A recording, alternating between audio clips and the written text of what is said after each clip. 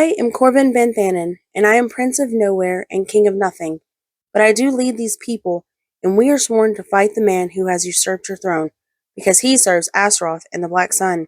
So you'd be welcome amongst us, and I suppose as safe as it is possible to be in these times of war. Let's talk The Faithful and the Fallen by John Gwynne. We're going to do non-spoiler first, and then we're going to do spoilers, because this is a series that I love to gush about. Like, I've watched multiple people's live streams about this series. Like, oh, I love this series. And so the first thing that we're going to talk about is basically just the plot and my non-spoiler thoughts as I read this the first time. And so I recently just reread it, and I think, when did I first read it? 2020. I think it was during COVID that I first read it. And I still remember so many of my first thoughts. So I'll share some of those and some of my newer thoughts since I've reread it. But so in this story, we're following a couple of different perspectives. We're following this boy named Camlin, who is a thief. We're following Corbin, who is he's a little farm boy. We're following his sister Cohen. And we are following Veritas, who is a second sword to a prince. And who else are we following? We're following a couple of different people, but those are like the main ones in this first book. And what's happening for a lot of this story is just a bunch of build up, a lot of character building, a lot of their typical day-to-day life. We see a lot of day-to-day life, especially with Corbin, because he's just a farm kid, basic farm kid. All he wants to do is grow up and be a knight and, protect his king. And he's learning how to grow up. And so that's a lot of what we're following with him, especially in this first one. And it's just a lot of character development with a lot of these different characters in this first one. It's a lot of setup. And the overall plot is that there are two separate gods. And one is Astaroth and the other is Elion. And Astaroth is like the evil god, and Elion is the good god. And there's a prophecy that each of these gods are going to choose a champion, and that champion is going to lead a war band against the opposing champion. So it's a lot of good and evil. There's a lot of themes of truth and courage and doing the right thing, even though it's not the easy thing, and loyalty. So many thoughts and like feelings of loyalty throughout this whole thing. They're very big on like that old school honor type of system. And in fact, that comes to play a whole lot later, is like, where's your honor? And so we're following these people, and they don't know at this point in this first book about this like overarching war. It just sort of seems like a fairy tale to them. So it's a lot of build up to kind of like the inciting incident for the entire series. Like, that's basically what this book is. It's just a lot of character development and a lot of coming of age. From what I've heard about people who were more well read before they read this book, is it's very classic fantasy. A lot of them say that they kind of could see a lot of the tropes and kind of see where a lot of the things were going. I could not at all when I first read this, but this was also the second or third like adult fantasy that I had read. And I'm gonna be honest, the first 200 pages, I didn't even really know what was happening. Too many characters for me to keep up with because I hadn't really like experienced that. And so it wasn't until about 200 pages in that I was like, okay, I am now invested. I now have a decent grasp of like who everybody is. Up until that point, I was just kind of wandering around, kind of lost, not really sure who's who. And in these stories, we follow a lot of like who's good and who's bad. And I loved this story so much because of the fact that I had no idea who was who. No idea who was good, no idea who was bad. And so I personally had a lot of like that conflict going on of, are you good or are you bad? Because I love characters from everywhere, both sides. And going through these first couple of books, I was like, I don't know who's who. I don't know what's what. And that was so much fun for me. And so I think if you go in without over analyzing everything and you kind of just like let the story carry you and you just fall in love with the characters, I think you're going to have a good time. Because it's very, very character driven. And the first book is very slow. But after that, it's not. It picks up a ton going into like books 2, 3, and 4. Because at that point, it's all skirmishes and developing for this war and getting allies and stuff and backstabbing and betrayal and finding out stuff. And that's, it really picks up. And that is so much fun to watch them try to like outmaneuver each other and build friendships on opposing sides and trying to navigate how do we deal with the fact that like our loved ones are on the opposing side. And oh, it's just so much fun. I love the story so much. I love the growth of these characters. You know, we have characters who go from like really weak into really strong, or they go from lost and now they have a found family. And there's a lot of sense of found family within these pages, and those bonds become super strong because of the fact that they're fighting for their lives. And a lot of these characters are really young, and so the fact that they are having to go through all of these really tough things, it is really going to bond them. And watching them kind of develop this family, oh, it's so good. And I love watching a lot of their individual character growth within that family dynamic, because some of them don't know how to be part of a real family. And so having to learn that and navigate those dynamics, fantastic. And we also have a lot of themes of not abandoning those that you care about, like to the ends of the earth for people that you love. I also really love the theme of choices and not being complacent. That just because you're not intentionally making a choice doesn't mean that you're not making a choice. You know, by not making a choice, you're making a choice. And that is such a deep thing that a lot of us don't really even pay attention to. You know, we're like, doesn't affect me none, so I'm not worried about it. But it actually can start to affect you, especially when it's it's not just certain people who are being attacked. You know, like if someone's being bullied, essentially, and you see it and you don't stand up and you don't say anything, eventually it's going to come around to affect you too. And being brave enough to actually make a choice and deal with the consequences of those choices. And I love the battle scenes. John Gwynne does a fantastic job with his battle scenes. And I love the fact that I never can like picture what is going to happen before it actually happens. And I don't know if that's just my personality of where I don't overanalyze things or if I just don't see it. But John Gwynne always surprises me with his battle scenes. Maybe not every single one, but for the most part, I'm so surprised throughout his battles, because he will things will be going a certain way and then something else will happen, and it it's just so smart. Like he does some really smart things with some of his battle scenes, and not just for like the good side, but like the bad side is really smart too. And that's part of the fun of it, is that you're getting characters from different sides and they're not stupid on either side. And so you can kind of see, oh, dang, the bad side has this really great thing that is painful and nobody is strong enough to go against it. And now our good characters are having to go against it. Like, what's going to happen?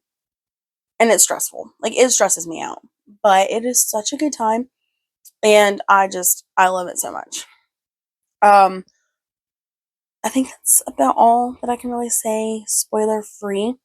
And I don't even know if that was spoiler free enough, but it's okay.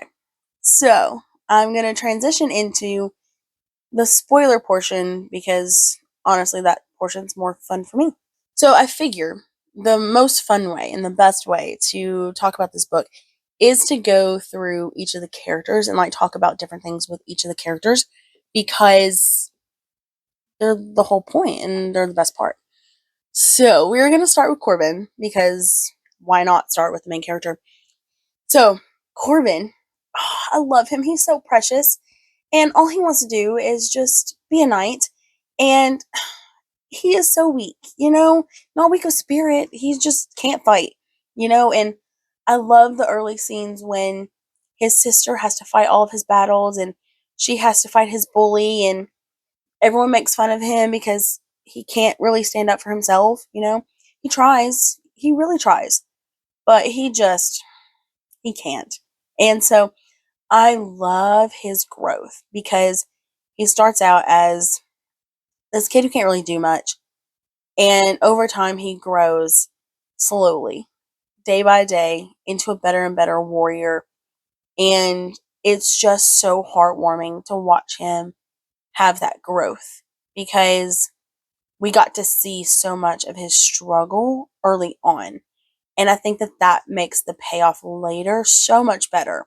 Whenever he fights Sumo, I think it's Sumar. I think it's Sumar. That's what it was. The Jahar, I think it's Jahar, who is being like possessed by that. What are they called? Benelim, I think so. Anyways, so he's possessed, and so he's a really good fighter.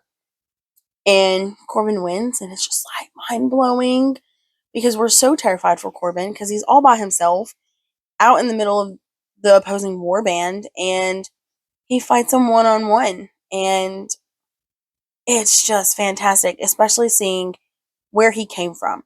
And I love the fact that he didn't go from awful to really great really quickly. Like, they talk all the time about how he does his sword dance every day, and they always talk about it. And so he is putting in the work and constantly sparring with people and learning and growing. And I love how much he grows into such a leader. Like, he is such a great leader, and he didn't even like want it. But when they told him that when he was the bright star, that and he had to be the leader, he he was so young. First time I listened to this, I read the books the first time. I didn't really realize like how young he was. But he was so young at the start of this. And like probably not even 18 throughout this whole thing. And so young. And I couldn't imagine trusting an 18-year-old to lead a war band. And that's what they do. And he does a fantastic job. Like, oh, he just warms my heart. Like, he spent so much time when he was little trying to prove that he was brave. And then as we get through this war, he starts to really prove that in battle and in action. And the fact that he went all the way across the country and fought war bands to save his sister when she was kidnapped. And then he went all across the thing to do the right thing, to go to Drassel to fight these war bands. And he started collecting his allies and stuff throughout. And he did that based on the fact that he talked to them and he was good to them and they actually looked up to him. And I love when he meets Halen. And Halen is a young prince and he's supposed to be king. And Halen is like, "Hey Corbin, I'm Halen, king of Isiltir." And Corbin is just like, "I'm not king of anything. I'm not prince of anything." but I'm leading this war band and, we're going off to fight a war. So you can come with us. And Halen, I love following Halen's chapters because he just looks up to Corbin so much. Like, Corbin is like almost like a celebrity to little Halen. And and Corbin earns it. Corbin isn't one of those that is like haughty and arrogant and like thinks that he deserves it, which is what I love about him. That he's so humble and Corbin is just precious. And I love how much of a leader he is and how he takes the time to like think about things and figure out what's the right move. And I loved his chapters. Oh, we gotta talk about Storm. Okay. Storm. Those chapters when he's in the, what is it called? Dogwood. Dagwood? Something like that? Dogwood? I don't know. He's in the forest, okay? And there's a swamp. And he saves Storm. He saves Storm's mom. And then he runs into them again with the puppies. And Evness is trying to kill the babies. And Corbin saves Storm. And I love that. Love that. And he grows Storm. And Storm is so smart. I love early on when Corbin was training with Halion. And Storm goes and bites his calf because he is attacking Corbin. And at that point, she doesn't understand the difference between sparring and like actual fighting. And so she learns and she grows. And he teaches her friend and foe so that she kind of knows. We don't really ever see that distinction again.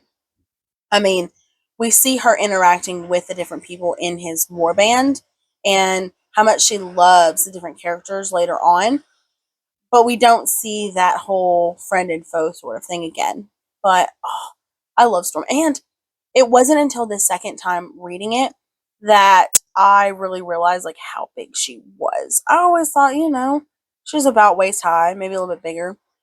No, no, she is massive, massive, massive, and makes her so much scarier. And I love it.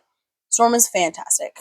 Sorry if the lighting changed. One of my lanterns that I used died, so we will carry on. So the next character is Verdus. And I loved Verdus from the beginning. He was probably my main favorite early on. I loved him. I don't even really know why, but I think that just because he was so good-hearted and that you could tell from early on, and he was super loyal. When Nethair is encircled in the flames, and Verdus jumps in after him because he's like, you can't be away from me. Like, I am your right-hand man. You're a prince. Like, I have to protect you with everything I have. And I think that Verdus really earned my trust there because, like, who's going to jump through flames? Like, I want a friend who will jump through flames for me. Okay? Like, that would be fantastic. But so I loved Verdus, and I loved the fact that he was on the Thayer side, which is our opposing side, because I loved going with the back and forth between like, is Nethair evil? Because Verdus is fantastic, and if Verdus is fantastic and Nethair is evil, then like we need Verdus to switch sides. Like I have to have Verdus switch sides, and it took him a long, long time before he switched sides, and I loved being in Verdus's head because he was always about like doing the right thing. And I loved how he got manipulated by Nethair because Nethair's like, it's for a greater cause. And Verdus, because he's loyal and he trusts Nethair, he's like, okay, it's for a better cause. And so they went with that. And that was his excuse the entire time, which, granted, is not the greatest of excuses. But he was so loyal and he was so trusting. I mean, that was his best friend. That was who he was sworn to. And I love the dynamic of him having to figure out, do I break my oath and become an oath breaker, which is like horrible in this time period, or do I stay with Nethair on the losing side, on the evil side? And I love that he chose to become an oath breaker and join the good side. I think that that was perfect character move for him, because that's what he's been about the entire time. And oh, I love Fairness, and I love his little like budding romance with Cohen. I was rooting for them from the start. From book 2, I was so rooting for them. With Verdis and Thayer, I loved how they came up with the shield wall, and how Verdis was always trying to improve it to continue to protect his guys, because he didn't want to keep losing guys. And so he kept improving and coming up with creative ways in order to save his men. And I think that just goes to show like how good of a leader that he was. And then, oh my gosh, Camlin. I love Camlin. Camlin, he was a thief. And I mean, I guess I didn't really call him a thief. He's like a, what do they call him? Like a brigade? Something like that. Brigand? I don't know. Something like that. And I love the fact that he went from being part of this crew who, they're not very loyal, they're very much selfish, and they will do whatever they need to survive themselves, even if that means stabbing you in the back. And so that's the way that Camlin has grown up, basically. And he meets Corbin and Cohen, and he finds this new family, and they take him in, and his friends take him in, and he joins them on their own quest, and he just starts to believe that he can be good again. And I just love it so much. And I really love throughout the books how he was like, what am I doing here? He's like, I could be off on my own, I don't need to be part of these skirmishes, fighting for my life. Like, I had it good in the woods. But the fact that he continued to stay because of his loyalty to everybody, like his loyalty to Adana, and later to Meg, him and Meg together, oh, it's just precious. But his loyalty in becoming a First Sword and becoming part of the council, and just seeing his own growth throughout the books. And I love how smart he is when it comes to battles and outsmarting the opponent, and figuring out, how do we win? How do we take advantage of the situation? And his relationship with Meg, oh, she's so precious. She's like, what, 9, I think? 8, 9? And I love when she saves his life, like, all the time. And she's like, I save your life. What are you talking about? Like, I'm not the weakling, you are. And I think they're just so precious. And I think that he needed that. He really needed someone to kind of take under his wing, and someone who could be feisty with him, and because she's so feisty with him. And it's just, oh, he's going to be such a good mentor to her. And I wish that we could get like their side story. That would be fantastic. Oh, this next one, Megan. And I know I probably don't pronounce it correctly. But Megan, so much loss. Like, oh, this poor dude. He has lost so much. I mean, first book, he is sworn to protect Castell. Castell dies, and Megan loses him. And I love that switch, by the way. Side note, where we're following Castell through book 1, and we're not following Macon. But after Castell dies in book 1, we start following Macon in book 2. I really like that. So we lost him. Then he is sworn to help protect Halen, and they get ambushed, and so he loses Halen, and he loses Tahir, because Tahir takes Halen off to go to safety, and so he lost him. And then Macon has to go to the fighter pits because he's captured. And I love him in the fighter pits. Oh my gosh, he is fantastic. I love a dude who is just, I mean, such a warrior. I love a good warrior. And he just could not be killed, couldn't be stopped. Didn't matter what they put against him. Remind me of the Gladiator, really. I mean, it's essentially what it is with these fighter pits. But so he also loses, what's his dude's name? Olgul. He lost him too. And he just continues to lose people that he's sworn to protect. And oh my gosh, so his enemies in this book, this series, are Oh, what was that dude's name? I don't remember his name. I'm going to have to look it up. Okay, I will look it up and I'll put it on the screen. So that's enemy number one because he killed Castell. And then he took over Isiltir when he wasn't supposed to take over Isiltir. And then Lycos. And Lycos was the leader of the fighter pits. And he was who was holding Castell prisoner. And we'll get to Castell. We'll get to Lycos in a minute. And so the fighter pits. He's in the fighter pits and he's just fantastic. And then he gets free from the fighter pits. And his relationship with Fidelay, oh, so good. I love them together. And I love that it was such a slow burn. And like, I wasn't 100% sure that they were going to get together. I was a little bit surprised about it the first time that I read it. But the second time I read it, it's a little bit more obvious. But I love when Macon almost dies. And he's at the Bridge of Swords. And he's talking to whoever is there. I don't remember who's there now. Talking to them about, like, you can go back. Or you can come with me and, cross the Bridge of Swords. And Macon goes back to the land of the living. And he said for 3 reasons. For 3 people. 2 for revenge. 1 for love. And I'm just like, oh, that's so sweet. And I literally had to go back and reread it again because I just loved it so much. Like, he needed something good. He needed to be happy. And the fact that Lycos kept attacking him and kept attacking Fidelay, and it just seemed like every time Macon turned around, freaking Lycos was there again. And he just couldn't get away from him. And, oh man, we hate Lycos. And we'll get there. I gotta hold my horses on that one.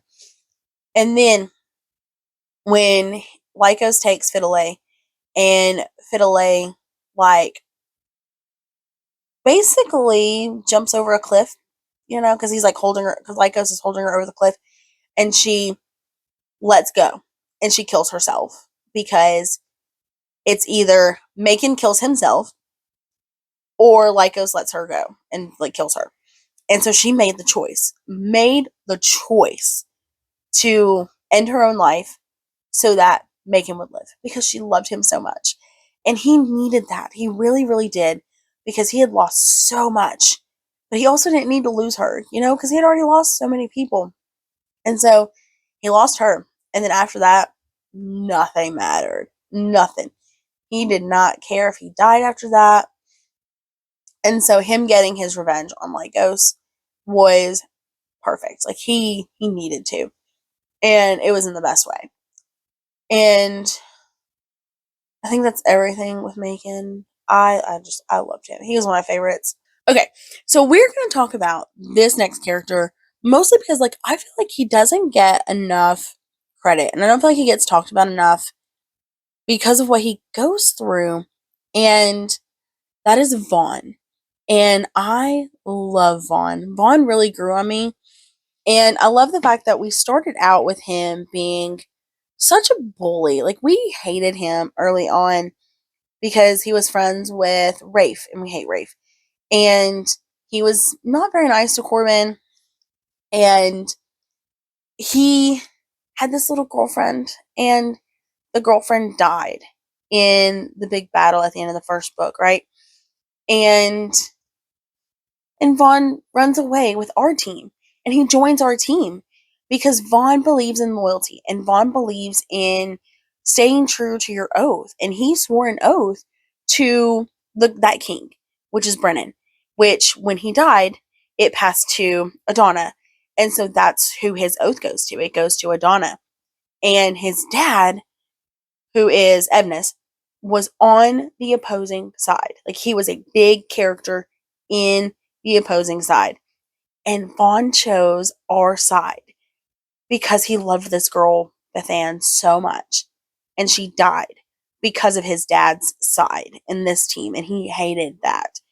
And so between her loving her and her dying and his grief for her and his, like, need to be loyal and to stick to his oath, he joins our side. And I think that takes so much courage. Nobody else had to take that kind of courage. I mean, Verdus sort of did because his dad and his brothers were on the good side against Nethair. So yeah, Evnus kind of had to. But Evnus is also a little bit older. Evnus is first sword to a prince. Verdus' family gave him to Nethair. Like, they're like, hey, he needs experience as a soldier. We're going to give him to you to learn. Vaughn wasn't in that kind of position. Vaughn was just a teenage boy whose girlfriend died. And so he made a decision. And continuously throughout the series, he comes head to head with his dad. And he is trying not to kill his dad. He is trying not to do that because he doesn't want to do that because, like, that's his dad. And he loves his dad. And so they fight and they go back and forth and throughout the series. And then the fact that Camlin had to kill Evnus because Evnus was going to kill his own son. Like, he was going to kill him from behind, actually, because Vaughn had turned around and was walking away.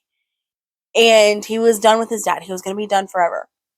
And Evnus was going to kill him. And Camlin killed him so that Vaughn would live. And Camlin questioned Vaughn's loyalty throughout the series because of his relationship with his dad and because Camlin didn't feel like Vaughn could actually, like, turn away from his dad. But Vaughn did, man. Like, he really did. And that takes so much courage to go against your family in that kind of way, especially at that age. Like, that's not easy. And I just don't feel like he gets enough credit for all of that. And he really needs to. Okay, so Lycos. Oh my gosh. This dude, he is just vile. Like, I don't know that he has any redeeming qualities. Like, even Evnus, who is a horrible person and, like, basically sold his soul to the devil. He has redeeming qualities because of the fact that he loved his son until he tried to kill him, of course, but he loved his son and he loved his wife. Like, his wife was really sick and he was, from what we saw, he was very devoted to his wife. And, like, those are redeeming qualities. Like, those make him a little bit more human. Lycos, no redeeming qualities. Let's take off. What all did he do? He had the fighter pits, which is basically gladiator pits where you go head to head against somebody and you're going to kill people for entertainment. Like, that is what that is for. So that's terrible. He is, he's almost sort of like a caricature of, like, Vikings. You know how, like, they plunder and all those kinds of things and pillage pirates. Like, a Viking and a pirate combined, basically, is what he is. Kind of how I picture them, because they have the jewelry like the pirates wear, and they sail the ships, and they kill people, and, you know, that's just kind of what they do. That's kind of how I picture them. And so, you know, he's not a very nice guy. He killed, actually, before he killed, he told Nethair that, yeah, it's storming here. I'm trying to finish before the power goes out. He told Nethair that Fidelay, which is, Nethair is Fidelay's mom, and, which I probably should have talked about him, but we'll get to him in a second. He told Nethair that Fidelay wasn't fit to run her kingdom, or, well, Nethair's kingdom in his place. And so they got permission for Lycos to become, like, the person in charge of the kingdom. He had an effigy doll of Fidelay, so he could control her, where he assaulted her. He's forcing her to marry him, and thankfully, Macon kind of stops that, and they don't go through the marriage, or they don't consummate the marriage, or whatever. Like, it ended up not really happening. But he did all that.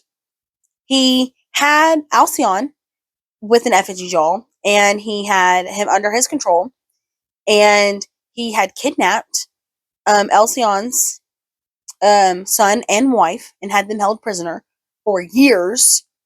Like, and this is just, like, the quick things that I can remember off the top of my head. This isn't, like, how nasty he is in like his interactions. Like, oh my gosh. So like when they're in a tent and it's him and it's Verdis's family, Macon and Fidelay, and they're trying to like come to an agreement of like a stalemate and not a stalemate, but like a peace treaty. Like they are trying to come to terms. And they're not supposed to have any weapons in this tent. It's supposed to be completely peaceful. And Lycos, in front of Macon, is like hitting on Fidelay and like talking about like how sexy she is and like all these things and antagonizing Macon, and he knows it. And so Macon just attacks him in this tent. And so everything goes chaotic. And Verdis's dad gets stabbed by Verdis throughout this whole chaos. Like it wasn't even intentional. Verdis was just trying to control the chaos, and his dad gets stabbed by him. And now he has to live with that. And Lycos knew what he was doing. He knew what he was doing. And because of that, a good man died. And his son has to live with that guilt of killing his own dad. Like, that was instigated by Lycos. Yes, Macon made choices. But it was instigated by Lycos, and he knew exactly what he was doing. And he did that every single time that Macon was around. Because he was just trying to antagonize him. And, oh, he's just so vile. So vile. But so, Nether. Should probably talk about Nether. He wasn't on my list, but he's probably important. I mean, he is the Black Sun, so we should probably talk about him. And so, with Nether, I liked Nether at the beginning, because he was a prince, and all he wanted to do was do the right thing and be good, and he wanted to sort of expand his warband, and eventually he started trying to, like, take over kingdoms, and in the name of it's for a good cause, and he killed his dad and then blamed somebody else and said that somebody else did it, and that dude died because of that. And I did not suspect Nether at all. Nope, didn't suspect him at all. Not until later. Not until later, because I didn't know.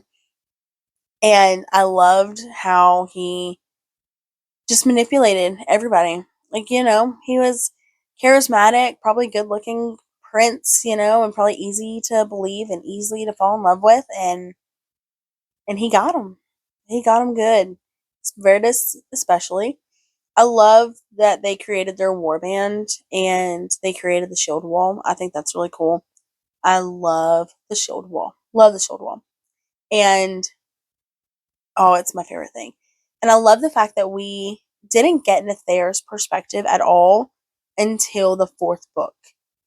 Because I think it would have given it away if we had gotten Nether's perspective early on.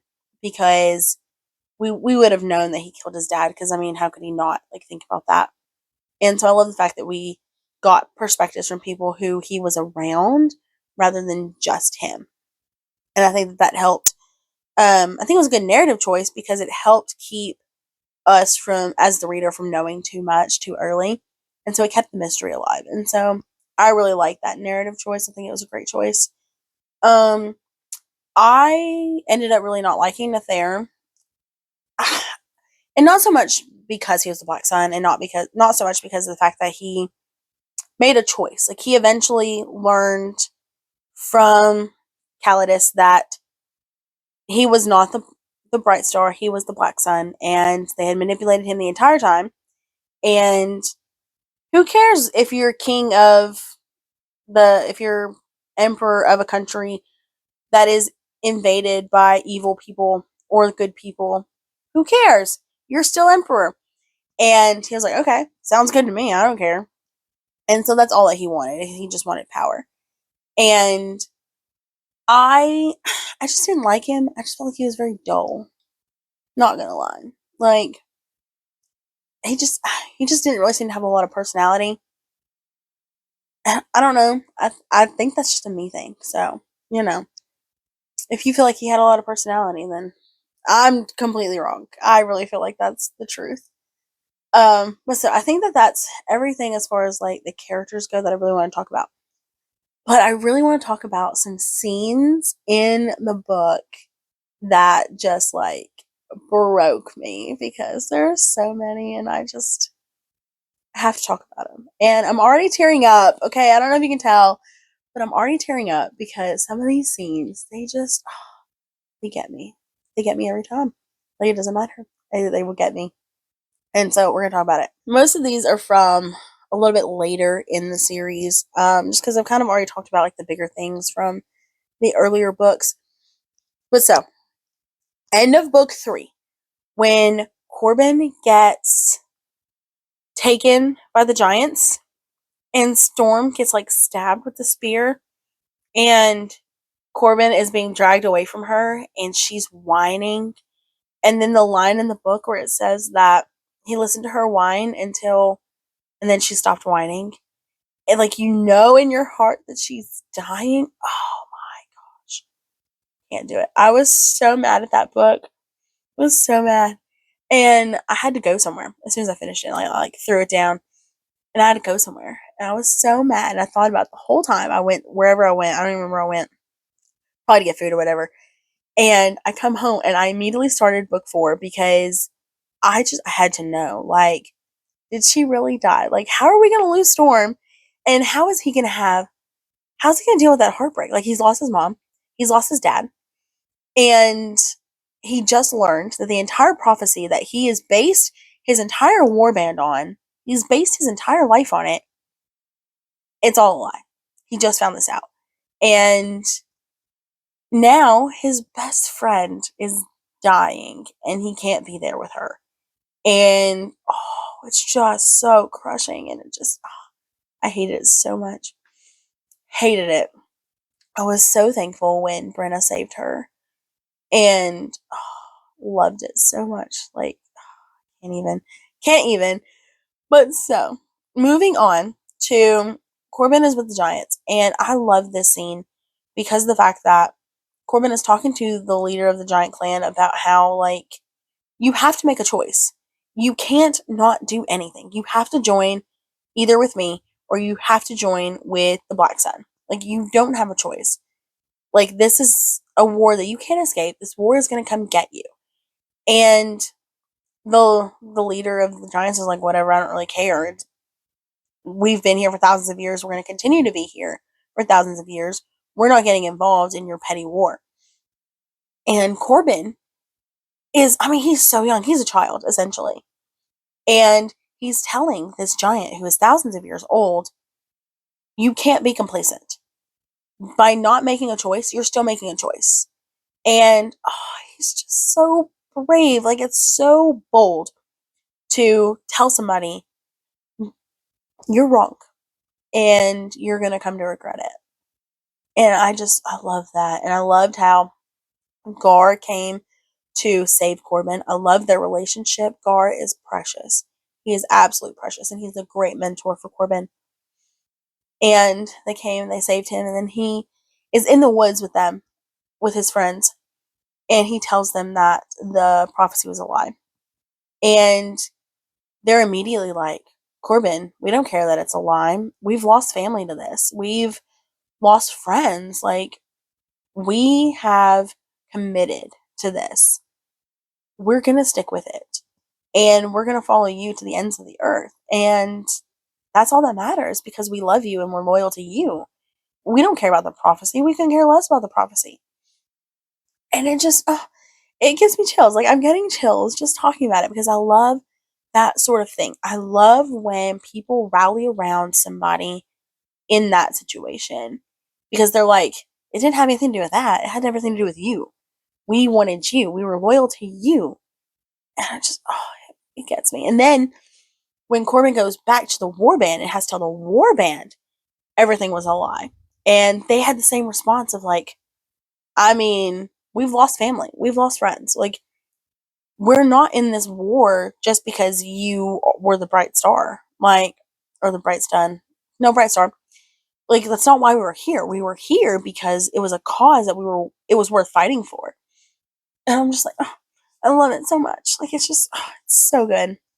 And there's a scene, and I think it's in book 3, where they like rally around him and they give him this like silver armband with a wolf on it, and they're like basically crowning him as their leader.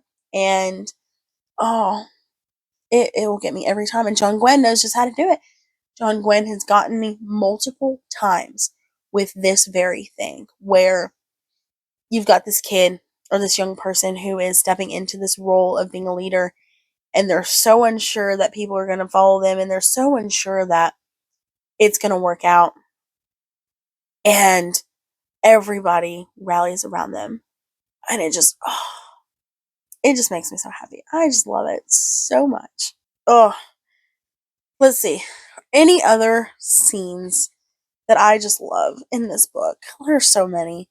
So many. But this video is already long enough, really. Oh, this is my favorite series. Can you tell? Can you tell this is my favorite series? I just, John Gwynne. He's the best. He can write it. And like I didn't even talk about like I didn't talk much about Gar. I didn't talk about much about Cohen, who is Corbin's sister, who is also fantastic because she's a young female who isn't gonna be left behind. And so she figures out how to do magic, and she figures out how to throw knives, and she's fantastic. And Corlin, oh, Corlin. I love Corlin. I loved her relationship with Corbin. I loved that it was such a slow burn, like slow burn. And it was so teenagery because when they first met, like they sort of liked each other early when they first met. And then her cousin or her sister or something, somebody in her family, like kissed Corbin, and then she gets all mad about it. And like you can see it already starting to like come up early on when they first met. And the fact that she can match him and they spar a lot, and that's kind of how she like flirts with him early on, and she's sparring with him and just beating him up, like, because she fights wild. She grew up as a giant killer, and she she fights wild, and Corbin was trying to like fight within the rules, and she's like, no, we're gonna fight. And I loved all the themes of like honor and courage and loyalty. And you see a lot of like the honor stuff early on in book one when Verdus and Nether come up with that shield wall, because their entire lives, everything has been like you fight somebody one on one, you look them in the eyes, and you match each other's skill for skill. Well, with the shield wall, you aren't matching each other's skill for skill. You're not looking each other in the eye. And everybody hated the idea, hated it, and hated the fact that it seemed like it didn't have any honor. And like I can see their point, but I really like the shield wall. And then oh my gosh, when Corbin and Corlin and like their group there together are having to come up against Verdus in the shield wall, I was like, no, no. Verdus doesn't lose in his shield wall, and I can't lose Corbin and Corlin. Like, we can't have this battle. I don't know who's gonna win. Like, you're not gonna win, Corbin. I need you to not do this. Like, I need you to not. And so, oh, that scene. I think that was book two. Oh, so good. So good. I loved it. There's so much to this. Didn't even really talk about here or Graham or Wolf or Balor. Did talk about Balor really? So there's still so much more to this series, and I totally think that it's worth it to read it. Even if you've listened to this whole thing and you think like and you hadn't read any of the books and now you've been spoiled for all these things, there's still so much more. So much more. Like this is just scratching the surface. And oh, it's so good. But anyways, so have you read Faithful and the Fallen? What are your thoughts? Let me know in the comments, and I will see you in the next one.